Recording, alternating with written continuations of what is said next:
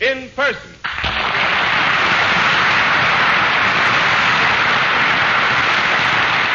Thank you, and good evening, ladies and gentlemen. And thank you, Jimmy, for that flattering introduction. You know, it certainly is a novelty to have an announcer speak well of the comedian. So many programs come on the air, and by the time the announcer finishes describing the comedian, it sounds as though the guy is wanted for hopscotch and Walla Walla or something. Say, Mr. Allen. Yes, Kenny, what is it? I've been having a wonderful time all week. Huh? Well, who asked you? I mean, what was that? See, that's right. I skipped 2 lines. You skipped 2 lines? Well, you're not nervous tonight, are you, Kenny? No, but... Well, you know how it is. I got so many laughs last week, these straight lines don't mean anything to me anymore. Well, we've got to have some straight lines in the script, you know. Shall I schmaltz them up and get some laughs? No, don't schmaltz them up.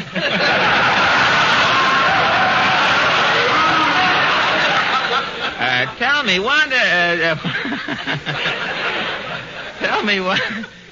what have you been doing all week, Kenny?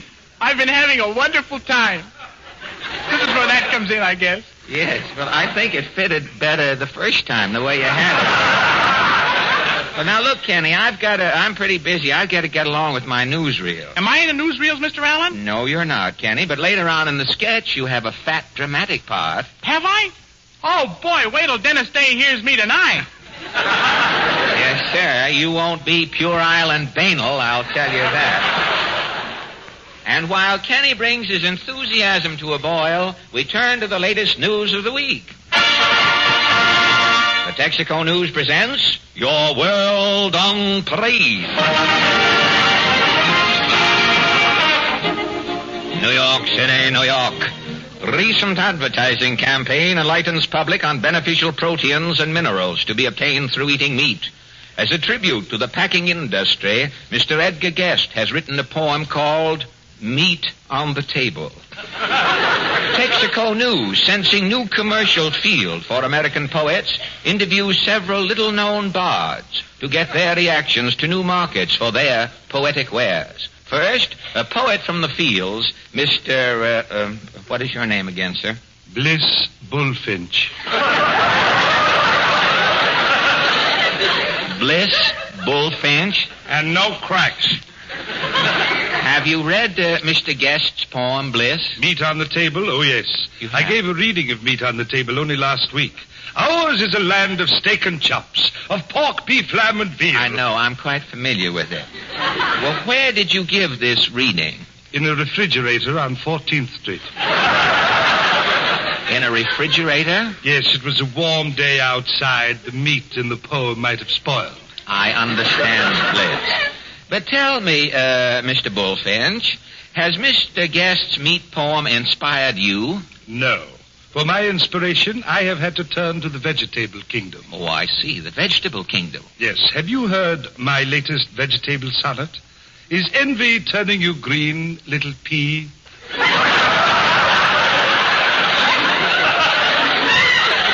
No, I regret to say that I haven't. Perhaps you've heard my salad rondelay. Fickle lettuce, you have no heart. No, I haven't heard that either. Perhaps my soliloquy while bending over a barrel. Sauerkraut, you mustn't pout. Well, what truck garden gem are you reciting for us tonight, Bliss old boy? Brussels sprout. That is the title? Yes. Brussels sprout? Well, go right ahead. A man's best friend is a Brussels sprout. Its praises from hill and housetop I shout. From millionaire down to the little boy scout. A man's best friend is a Brussels sprout. Very good. A Brussels sprout is man's best friend.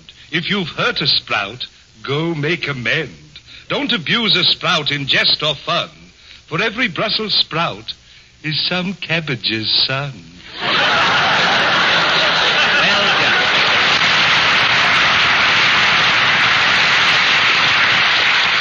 Well done, and I wanted it medium rare. But thank you. Thank you, Bliss Bullfinch. Next, a poet who has a rendezvous with oblivion the minute he leaves us here tonight, Mr. Swinburne McGee. Are you a commercial poet, Swinburne? Yeah, I'm freelancing. And by freelancing, you mean? I ain't eating regular. But you have been writing poetry. Oh, yeah. I've been hustling the muse when I get a chance. The muse doesn't resent it? Well, now what about Mr. Guest's poem on meat? Oh, I got a twist on it. I wrote a poem on fish. Fish? Yeah. It's a piscatorial pastoral. It is? Can you spare it? What is it called? All hail the sardine. Sounds mighty intriguing. Go right ahead, please. All hail the sardine, most short-lived of fishes. No wonder he's selfish and lives as he wishes. When a sardine is born, he forecasts his lifespan, saying, last night I was a boy, but today I am a can. No question about it, and thank you, Mr. Sander. It has been anything but a pleasure to have you here tonight. Our next tattered troubadour is Stark Devereaux III. What is your specialty, Stark? For 20 years, I was known as the king of cliché.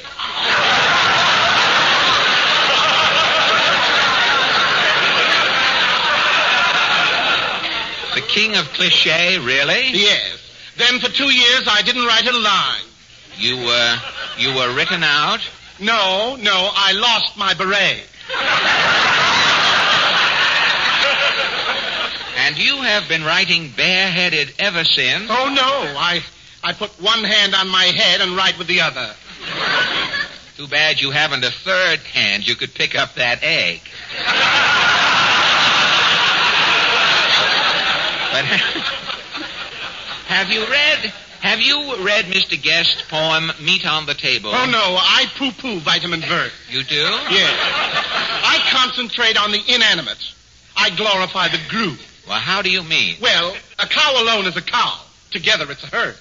Oh, I see. A bird alone is a bird. Together, it's a flock. Yes? A thing alone is a thing. Together, it's a bundle. Oh. And your masterpiece is dedicated to a bundle. Yes. And what is it called? Pooh. To me, it's string. Come on, will you recite it for us, please? You can call it twine or whipcord, thread or ribbon, anything. If it can be knotted, tied up, pooh. To me, it's string. You can put it on a fiddle for pizzicato or for swing. Call it A or call it E flat. Pooh. To me, it's string. You can hide it in a necklace. Say it makes your phone bell ring. Call it hemp or jute or oakum. Pooh and pooh. To me, it's string. Well, thank you very much. String is string. Well, thank you very much. Oh, I was so wrapped up. String will do it.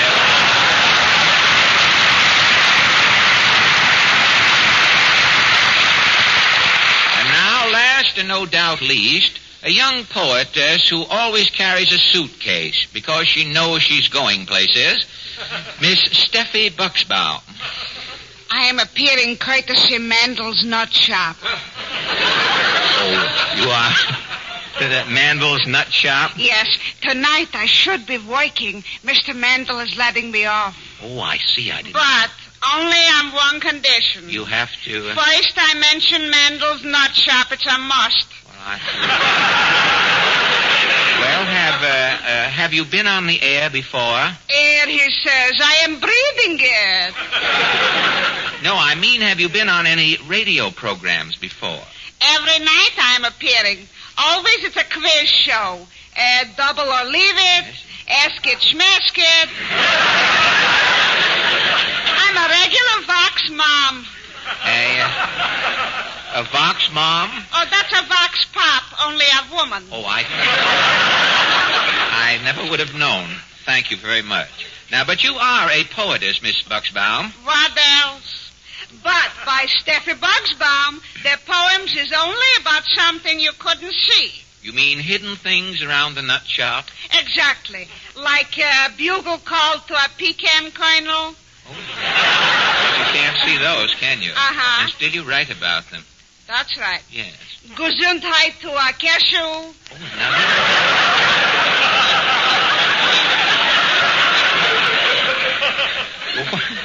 what poem would you like to recite for us tonight, Steffi? To a seed inside a prune. Well, you can't find anything more concealed than that. Who is telling who? Well, excuse me. Excuse me, go right ahead. Thank you. To a seed inside a prune.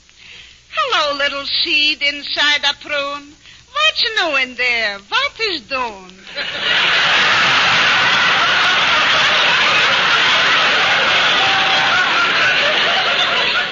Is it morning, night, or noon, little seed inside the prune? Little seed inside a prune, wrapped up in your black cocoon. Would you with the world commune, little seed inside a prune? Oh, lucky you, little seed in a prune, safe from the world and its misfortune. To you I say it would be a boon if man was a seed inside a prune.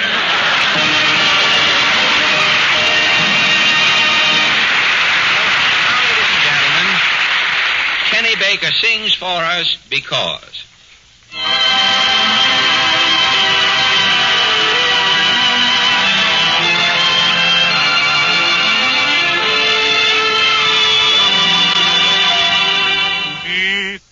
All afternoon talking with a Texaco engineer, and I really got the lowdown. Yes, but you can't explain. Oh, look, Jimmy, I may not remember all the technical phrases the Texaco engineer used, but I certainly can convey the approximate idea. All right, then what did the engineer say? Well, he said that fire chief starts fast and picks up quick because it has equilibrium on the bias with a scallop rampant on the girth with reticulation absorbing inertia for emergency duty power.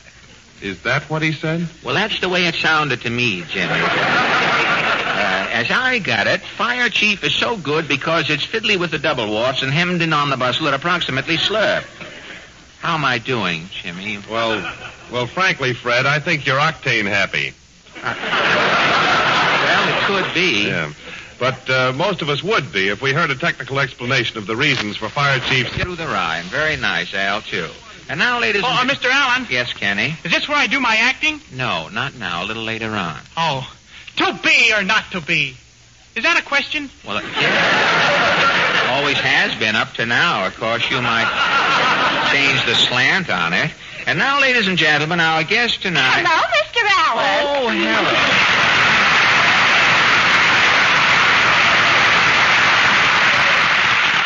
You're a little late, aren't you? Yes, I had to take Mama down to the auto show, and I just got back. Say, how is the auto show this year? Oh, the new models are wonderful. They've got big cars and those little Crosleys. Yes, I know. A lot of radio comedians have big cars and little Crosleys too. Present company accepted, I hope. Well, did you see any of those new the models with the new fluid drive? Yes, and I saw one car. Instead of a speedometer, it has a television set. You can tell how fast you're going by television? Uh-huh. Mm-hmm. At 30 miles an hour, you see a motorcycle policeman. He's smiling. Uh-huh. That's a new system waiting in between the sentences, isn't it? Well, Yeah? Don't tell me you're so confused you're now waiting at punctuation marks in case. You say with this new television idea at 30 miles an hour, you see a motorcycle policeman, but he's smiling, huh? Well, if you're doing 50... You see your finance company man. He's pulling his hair out. You see, alone? And if you're... Suppose, let's say you're going 70. You see your will being opened by a stranger. At 70 miles an hour, your will is being opened by a stranger. We both could have waited there, you see.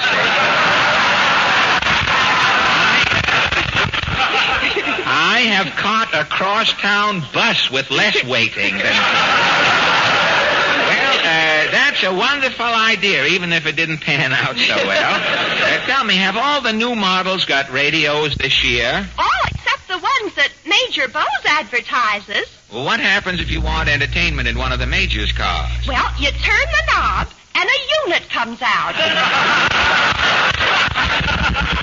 And the mayor of the Honor City right behind, I should... Well, I guess that covers the quiet now. That should come from other sources. Well, I guess that covers the...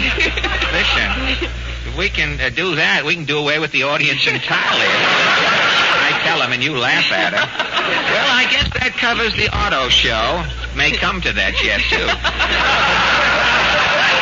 What about our guest? Have you ever heard of the League for Less Noise? Oh, yes. I remember when the Anti-Noise League was started here in New York a few years back. I wonder what progress has been made. There is only one man to ask. You mean our guest? Yes. Mr. Allen, meet the president of the League for Less Noise, Mr. Ernest Peabody. Well, good evening, Mr. Peabody. Good evening, Mr. Allen. You are the president and founder of the League for Less Noise? Yes, I organized the League back in 1935. Well, do you devote all of your time to anti-noise work? No, I am president of the Peabody Engineering Corporation here in New York and chairman of the board of Peabody Limited in London. And you receive a salary, too, as president of the League? Oh, no. The League is a non-profit organization supported entirely by voluntary contributions. Well, tell me, what prompted you to start this Down with Hubbub crusade, Mr. Peabody? You weren't frightened by a decibel as a boy, were you? No, but I have been a resident of New York for many years. The street noises seem to be getting worse. And you decided to do something about it? Yes, the League was formed, and after holding several meetings, we decided to try to enlist Mayor LaGuardia's support. Well, how did you contact the mayor? Did you hail him as he passed by on a hook and ladder?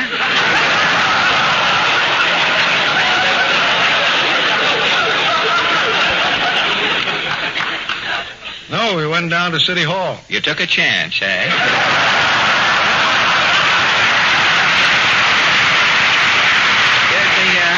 Did the mayor approve of your anti-noise movement? Yes, he gave us a fine send-off. And today we have his full cooperation and the support of the police department. Yes, the mayor has done many wonderful things. You know, I've always claimed that keeping Mayor LaGuardia in the city hall is like making a loaf of bread. Having a little flour has saved us a lot of dough.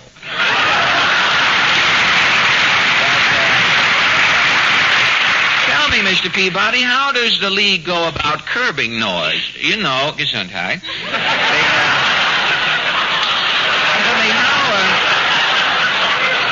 Sneezing is all right. You have a right to come in here and have a little fun on your own hook. But tell me, if Mr. Peabody and I are interrupting the sneezing, we'll be glad to sit. But tell me, Mr. Peabody, how does the League go about curbing noise? You know, apart from distributing posters and literature.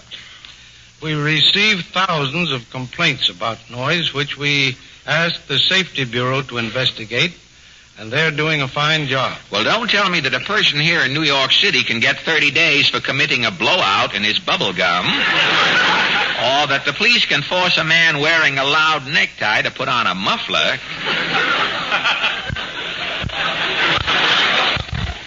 The League isn't unreasonable, Mr. Allen. No. We're merely trying to curtail the most unnecessary and annoying noises. Well, what sound, in your opinion, Mr. Peabody, is public nuisance number one? The automobile horn. Mm-hmm. Especially the kind guaranteed to be heard 15 miles away. Well, auto horns seem to be getting more versatile. They even play melodies these days.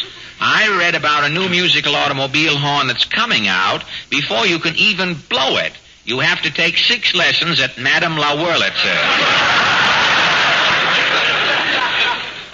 That kind of music is ghastly. Well, the music, yes, but the horns in themselves are harmless. Yes, but the chronic horn blower is a nuisance. Also, a danger in city traffic.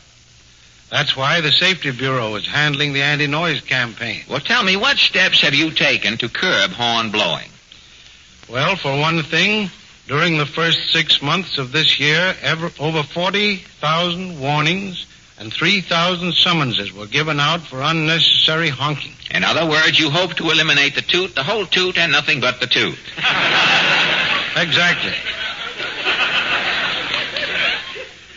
Statistics prove that if unnecessary horn blowing is stopped, we'll have a safer driving and fewer accidents. Well, after automobile horns, what is the next ranking audible annoyance on your noise parade? radios. Mr. Peabody, you're on mighty dangerous ground there, sir. Oh, I don't mean anything personal, Mr. Allen. No? Our problem is the person who plays his radio too loud and too late. Yes, they are pests, and there are other neighborhood blights, too, aren't there? Yes, we try to cope with loud-voiced peddlers, street musicians, and the owners of noisy animals. We have practically removed sound trucks from the streets and loudspeakers from store windows. Very good. We've helped to have the building laws amended so that instead of riveting, a less noisy process is used. Well, you're certainly doing a wonderful work. I know the League has made New Yorkers more noise conscious, and eventually that it is going to make our town a more pleasant and safer place in which to live. I'm sure it will, Mr. Allen. Now, before you go tonight, I think I should make a little contribution to further the interests of your work. All contributions gratefully received. Fine. Well, there are probably several million radios tuned in on us at this very moment, and as a gesture of goodwill and as a salute to the League for Less Noise, Mr. Peabody, I am donating 10 seconds of absolute silence on the entire network. Now, here we go.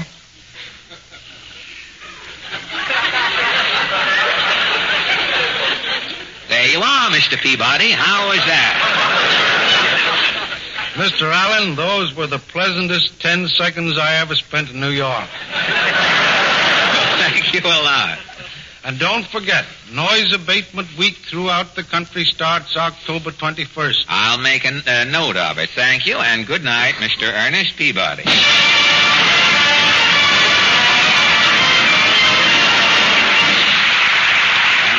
Ladies and gentlemen, from the Broadway hit Louisiana Purchase come the Martins, our favorite quartet, to sing for you When You Climb Those Golden Stairs.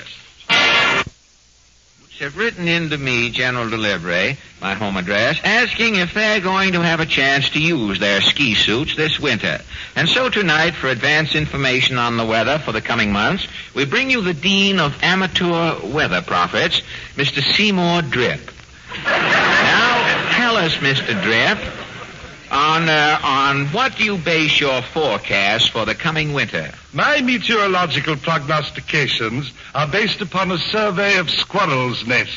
Really? Squirrel's nest? Yes. Mighty interesting. Yes, I have just completed a tabulation of 543 squirrels' domiciles in trees in Central Park. The results have been averaged, and a norm has been struck. I see. You, Norm, didn't suffer any consequences, I hope. You took a poll, you say, but you did it in trees. Now, what were the results of your survey? The typical squirrel's nest was found to contain the following items. A, 1 soggy Dixie cup. Yeah. B, 2 subway transfers. Yes. And C, a squirrel. And you have made a weather forecast from this statistical mulligan? These figures? Yes, I have. After careful analysis, I am prepared to announce the exact length of the coming winter. Winter will last... Yes? From the end of autumn to the beginning of spring. Thank you very much. You've murked up everything very nicely. Well, I see if I want to know anything about the coming winter, I had better consult the official weatherman. What does the weatherman say, Jimmy? Well, in most of our fans' round table, where 3 persons selected from our studio audience are invited to give their opinions on a question that concerns some prominent issue of the day. This little session is entirely unrehearsed. Fred takes his place at the round table where he meets his fellow debaters for the first time. Are you ready, I didn't Fred? think you were going to make it, Jimmy. You're awake in there. Yes, I am ready and awake, Jimmy.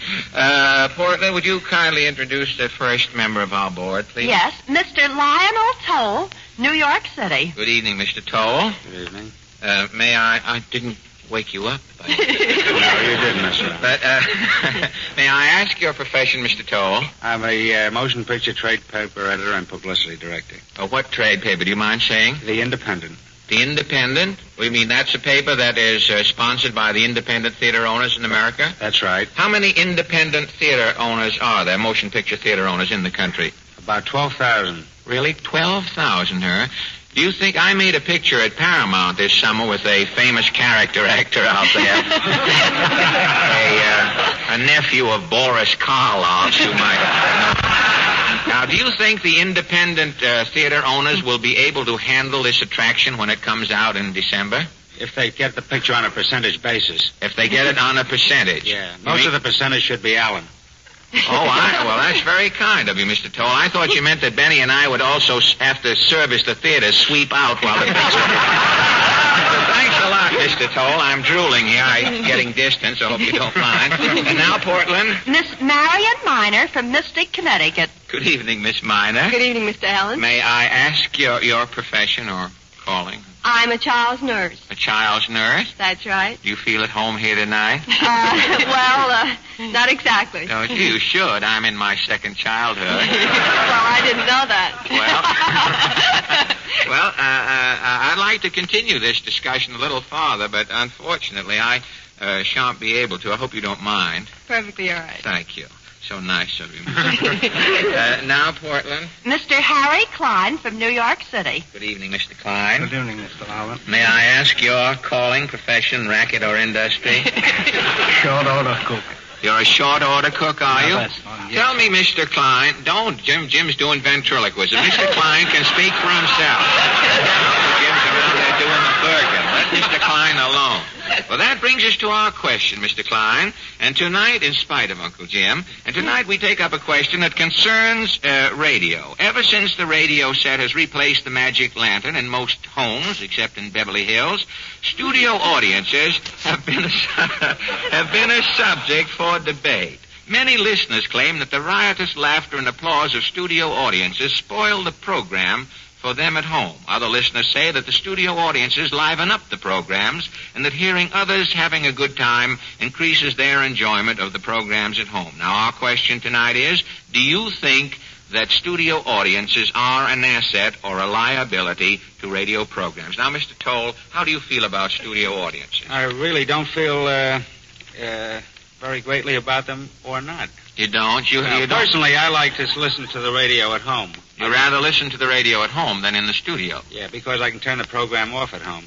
Of course, that's an advantage we have in the studio. Once you get in here, we lock the doors. You can't do that. We're working on a thing now. If you tune us in, it automatically bolts your door. We're going to get the people at home, too. Well, you rather hear a program at home. The effect is greater. Right. There's some illusion, and you enjoy it more. That's is that very right? true. Thank you, sir. Miss Miner, how do you feel about studio audiences? I also rather hear a program at home. You would? Why? It puts the baby to sleep or something? Well, it helps, but some of the studio programs, well, they're different than they are when you hear them at home. You mean there's no illusion when you come to the studio? Well... I mean, you see me with these bags under my eyes. Now, after all, at least you hear my voice on the air. There aren't any bags in my voice. Or are there? No, there aren't. But you would rather hear programs without the studio reaction. That's right. Yeah, you don't think it's fair if you hear a shriek or a laugh in the studio and don't understand what it is at home. You feel cheated, do you? Yes, a bit. A bit. But I still rather hear them at home. You still rather hear them at home. Would you rather have heard this program at home tonight? No. No. Well, all right, Mr. Klein, how do you feel about it? Do you have a radio in the lunchroom? Yes, we do. You're a short order cook, but I'm a long order talker. I hope you don't mind. You do? How do you feel about studio audiences, Mr. Klein? No, I would rather be in the studio and listen to it. You would rather be in the studio than hear it on the air? Yeah. Why don't you sell your radio? Just do away with the middleman and get down here every night. Something's always going on. You'd rather hear it in the studio? That's right. Well, what do you do with the radio in the place? Keep it turned off? No, we keep that for the customers. Oh, for the customers. Not to take their mind off the cuisine by any chance. Huh? Well, I suppose when you serve one poached egg, you turn on the Lone Ranger. It's sort of... Well, you seem to be... I'm sorry I brought the whole thing up. Personally, I feel that all radio programs should be presented for the folks at home. The studio audience, I think, should attend broadcast as sightseers rather to see how the program is executed and to expect a show put on for their special benefit. Before this audience here tonight can get at me, I am leaving through a crack in the air conditioning. The meeting is adjourned, and thank you all for your staying up so long.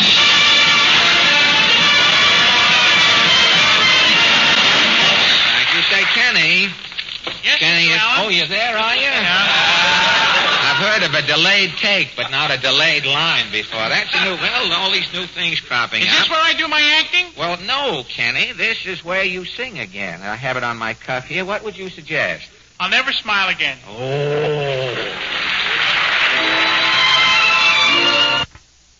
Give us more music. Quiet, please. No comedy, more music. You down in the front row. Quiet, please. Oh, me? Yes, you. I have been watching you ever since this program started.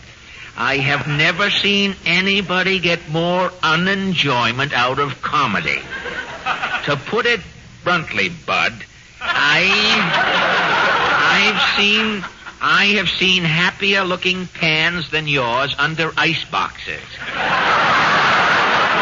it ain't my fault. I don't feel so good. What's the matter? Something you ate? Are you allergic to comedians? Has your wife been beating you? Nah, I've just been sitting there thinking. I drove 25 miles to get here tonight. Tolling me old trunk along the highway, getting hung up in traffic, looking all over town for a place to park. As soon as the program's over, I gotta go back to where I parked, get hung up in traffic some more, and then tow me old trunk back home.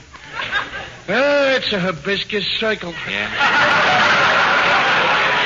You took the words out of my mouth, and I didn't want them in there. Thank you very much. Well, if it's, let me tell you, friend, if it's driving that's put you in this mood, you've certainly come to the right place. Through a strange coincidence, our Mr. Elliot is about to give our listeners a message that can change your entire mental attitude. Would you mind giving it, Larry? What sort of mood were you in the last time you drove your car? Was it one of those matter-of-fact, not much fun in it feelings? If so... announcement opening at the station next Friday. Well, that was very nice. And now, tonight, the Texaco Workshop player... Is this where I do my acting, Mr. Allen? Yes, Kenny. Here's your part. Oh, gee. Do I play the lead? Well, I wouldn't say it's the... I get it. I'm a stooge. Well, you know what Shakespeare said, Kenny. All the world's a stooge? Now, wait a minute. You have done enough to Bill tonight. Now, you go over in the corner and study your lines. Yes, sir. Just registered. The military thing is in his voice already. Good night, ladies and gentlemen. Tonight, quiet, you. The guy from WOR running his own broadcast.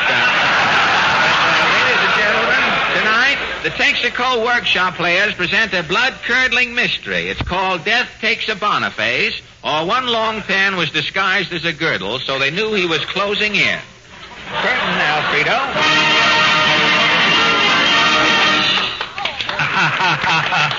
Thank you, and hello, everyone. This is your man about town, broadcasting the outstanding nightlife event of the season. I'm speaking from the Bamboo Room of the Typhoon, the new tropical night spot that's opening tonight to join the beachcombers and the hurricane, a society rendezvous. Or rendezvouses, rather. It's plural. And here's the owner of the Typhoon, Sherman Swank himself. Say a few words, Sherman. Greetings, ladies and gentlemen. Drop into the Typhoon and try my new tropical cocktail, the Zambi. The Zambi is made from a secret jungle formula, and I am the only one who knows... No, now nobody knows. Sherman, are you hurt? Oh, I'm dying. Get my creditors for pallbearers. It's the last chance they'll have to carry me. This is terrible, folks. Sherman Swank, owner of the Typhoon, has just been murdered. They're locking the doors. No suspects can get away. This is a mystery that will baffle the police. Who will take the case? Will it be J. Edgar Hoover? Will it be Sherlock Holmes? Will it be one long pan?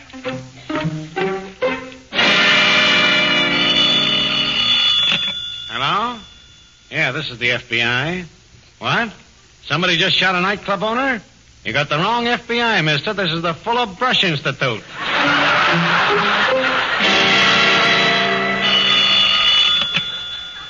there. Yes, this is Sherlock Holmes. What?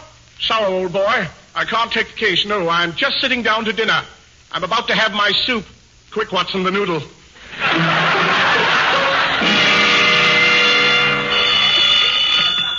Hello, Detective One Longpan's confidential secretary speaking. Yeah, Longpan will take the case. I'll call him. He's over in the automat seeing if the slots are white with campaign buttons. Longpan will be right over.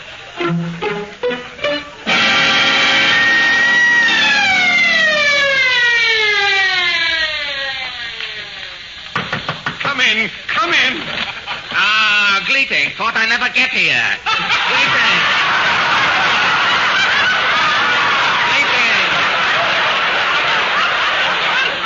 Gleating.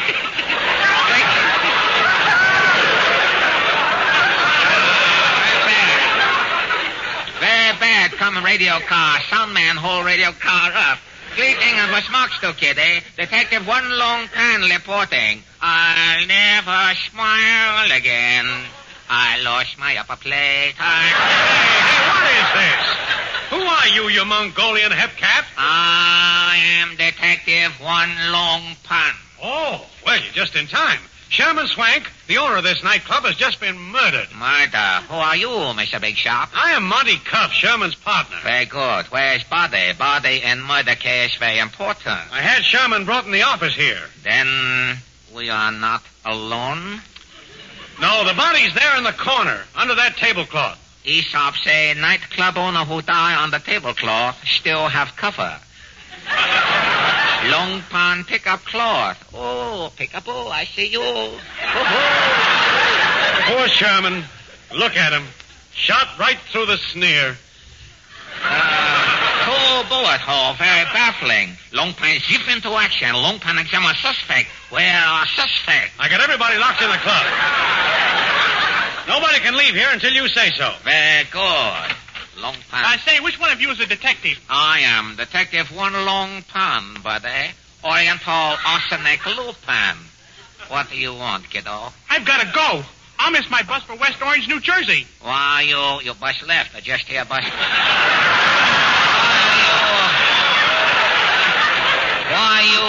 Why you catch 'em high, Mr. High Talk? I have to beat the curfew. If I'm not in bed by 10 o'clock, the mayor will take away my Dick Tracy badge. What you do in nightclub, Rover boy? What you do in nightclub, you bad boy? I saw One Long Pan. I just came in to get a ginger ale. I heard 2 shots.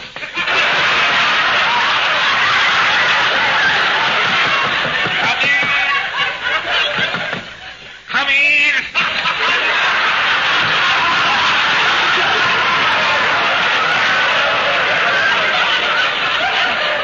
Excuse me, gentlemen. Excuse me, which candidate are you going to vote for? Who are you, brother? I'm Dr. Callop. I'm taking a presidential straw vote. Your choice, please. Oh, well, count me one vote for, what's his name, the Republican. Oh, the Republican, yes. One vote for the other guy, the Democrat. Yes, the Democrat, yes. One vote for Confucius. Confucius is not running? Long Pan light Confucius in. Confucius run on laundry, take a favorite son. I see. And who are you voting for? You in the corner. That's a dead body. Oh, I see. Well, that's one vote for McKinley. Well, goodbye. Doctor have soft job. Aesop say man make good living count straw. It ain't hay. Excuse me. Just a minute, buddy. Who are you? I'm the fella who has to catch the bus, remember? You stay here, Mr. Commuter, not go home, East Grapefruit. It's West Orange. I don't care, South Cantaloupe. Nobody leave this a nightclub. Oh, shoot. If you want me, I'll be inside spinning my yo-yo. Look, Longpan, we're not getting any place. Sherman is dead. Who murdered him? Longpan soon find out. Jig time. Hey, where's that Mongolian flatfoot? Oh, who are you, Mr. Hot Patootie? I'm Muriel Latouche. She's the hat check girl, Longpan. Yeah, and I know who committed the murder. Ah, well, you come clean, the short, dark, and soft egg. Who bump off your boss, Sherman Swank? It was Louis the Twitch. Louis the Twitch. Yeah, that roughneck that owns the Club Sarong next door. Hey, Louis might have done it at that. I saw him coming in. Why you suspect Louis the Edge, may say? I'll tell you why. Because he didn't check his gun. Are you sure, Muriel? I seen it sticking out of his hip pocket. He was toting formal. Black gap with white holster. Blinding poster, important clue. You call Louis in, Mr. Montecarlo. Planto. Okay. Hey, boy. Page Louis the Twitch. Send him in here. Okay. Call for Louis the Twitch. Very good. Case solved in no time. You can't brush me off, 'cause I always got more dandruff. You can try, but you can't brush me off. Request number. Oh, long time. Boogie kid. Oh, this must be Louis. Come in. You sent for me, Cuff? No, I sent for you, Mr. Louis the Witch. Long paneless you for murder. I didn't bump off Sherman. Somebody stole me gun and beat me to it. You mean you were going to shoot my partner because we opened another tropical nightclub next to yours? I didn't mind you bums starting your typhoon next to my sarong. Typhoon next to Salon, very drafty. But why did you want to kill Sherman? It was that no drinker swanks to Zambi. That's a dead steal from the drink my club is featuring, the Zimby. Well, but your Zimby is just a steal from the zombie. I know, but it was my original idea to steal the zombie. He stole my steal, that stool. Hold on. Long pan find out who steals stool later. First, mystery, who killed Sherman Swank? Hey, you fellas, I'm going to miss my bus. Quiet, please, quiet. I only came here for a ginger ale and... You sit down. You keep quiet. Hey, wait a minute, Long Sam. I seem to recognize this punk. Yeah? Wasn't you sitting next to me at my table, Bud? I can't answer, sir. My mother told me not to talk to strangers. Certainly you're the jerk. I busted out laughing when you ordered a ginger ale. Ginger ale, jigsaw complete. You steal gun from tough guy, Louis. You shoot Mr. Sherman Swank. That Mr. One Long Pan is a dirty fib. Oh, yeah? Maybe you can explain the bulge in back pocket? That's my yo-yo, smarty pants. Long pan investigate yo-yo. Come here.